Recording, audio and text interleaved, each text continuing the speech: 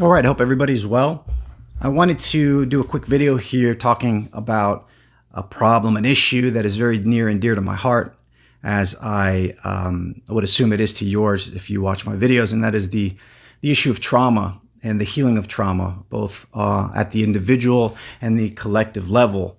And I'm going to be reading through a passage from The Ethics of Beauty by Dr. Timothy Patitsas, and one of the last chapters is entitled The City as Liturgy.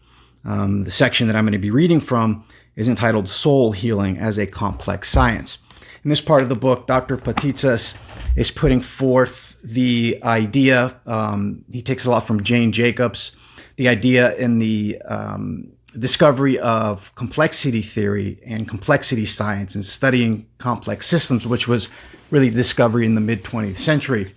And he juxtaposes this against two other more reductive forms of science that take an objective, traditional scientific approach that he argues, and I agree, is outdated to solve the complex and real human problems of the 21st century.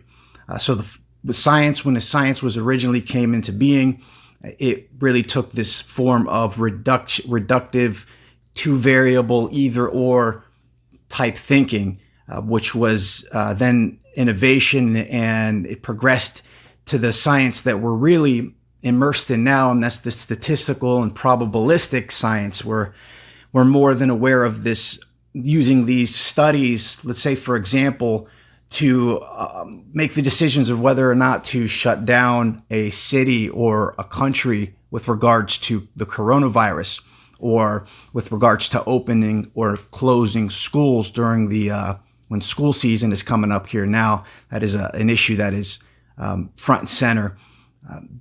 Dr. Patitsas, I think, would argue, and I would agree, that using these approaches where they're very useful, but they are limited in how we make decisions and how these decisions impact human lives, human beings, families, communities.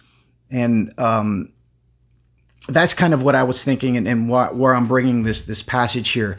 The passage is going to discuss and look at, and Dr. Patitsas talks about the truth first approach of traditional psychotherapy, psychoanalysis. When you go to a therapist, you are a patient and you are in front of a therapist, right? He or she is an objective observer who is listening to the problems the patient is putting forth through talk therapy. And the therapist acts as a detached observer, listening to find the roots of the trauma, whatever it may be, and then provide a solution, whether that be psychopharmacological or cognitive behavioral. In a sense, the difference is the therapist is using these antiquated, useful, but not complete understandings of scientific approaches, as opposed to complexity theory and systems theory.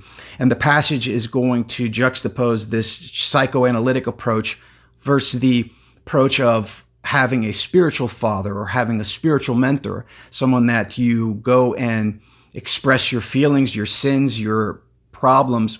And the way that the spiritual mentor interacts with and communes with the person that is communing, that is in relationship, in a confessor relationship with him or her, is really more akin to this idea of complexity theory. And the idea really it is about reimagining and reincorporating love into the scientific method, essentially, which sounds a little crazy, but here we go. So this section is entitled Soul Healing as a Complex Science.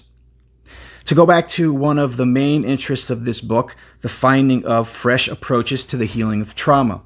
My knowledge of organic complexity makes me suspicious of the talking and thinking approach offered by contemporary psychotherapy. When the therapist sits there like a wall and never reveals himself to the patient, he is apparently unaware of what Jane Jacobs is telling us. Scientifically speaking, no complexly ordered system can be known by an impartial observer. Therapists are trying so hard to be scientific, But are they using the right kind of science? Or are they trying to experience the cold objectivity appropriate to the first two types of science that we were just discussing earlier? If they are using the wrong kind of science, then it is unlikely their conclusions about us will be accurate. When we express our souls in the deepest way, we need a loving response. We need to feel that we are not isolated individuals, but persons in a loving relationship. Now, I grant that the therapist expresses his or her love precisely by listening so intently, but something more than this type of listening is usually needed. We usually do not see that the outrage or delight we experience is registering deeply within another person. In fact, we need to see that what we felt or still feel is also registering with God. However, could a healer ever convey such a divine compassion to a sufferer unless they themselves were very close to God? The issue of letting yourself be known by those whom would know comes down to empathy and vulnerability. And how do we do that? Well, empathy and vulnerability, co-suffering, love, are expressed in quite distinct ways by saintly people. They don't necessarily speak about their own feelings when responding to your confession, and they usually won't weep or dramatize their reactions. But in some hidden way, noetically, they do make your problem their own.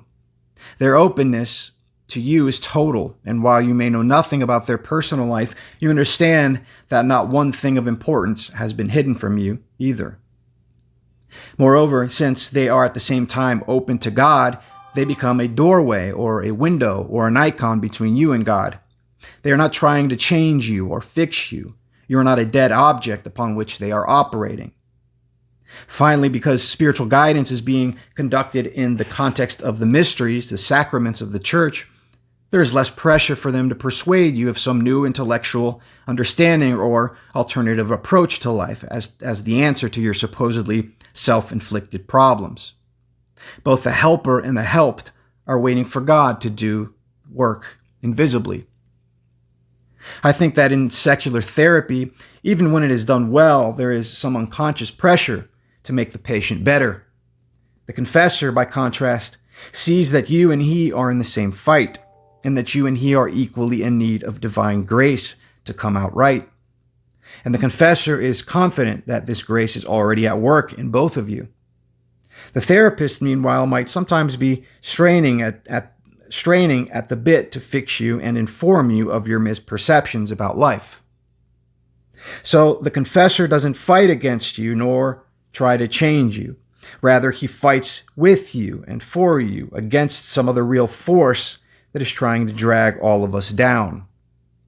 That is a force confessors know from hard experience better than their patient does, so they don't have this notion that, quote, oh, I'm relatively fine, while this person is quite dysfunctional, end quote. Rather, they see you are under the same attack as they are. Thus, without saying anything, they have already revealed their deepest struggle to you, their greatest vulnerability, through the fact that they are treating you like a co-sufferer. Their non-panic response to your crisis is not a professional technique, but the result of the fact that they believe themselves to be, in some ways, worse off than you.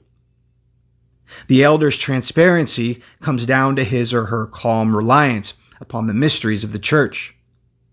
It is neither by skill, nor by his virtue, nor even by his insight that he is able to be a representative of God and an ally, but by his own childlike dependence upon the church and upon Christ. That is the end of the quote. Thanks for listening.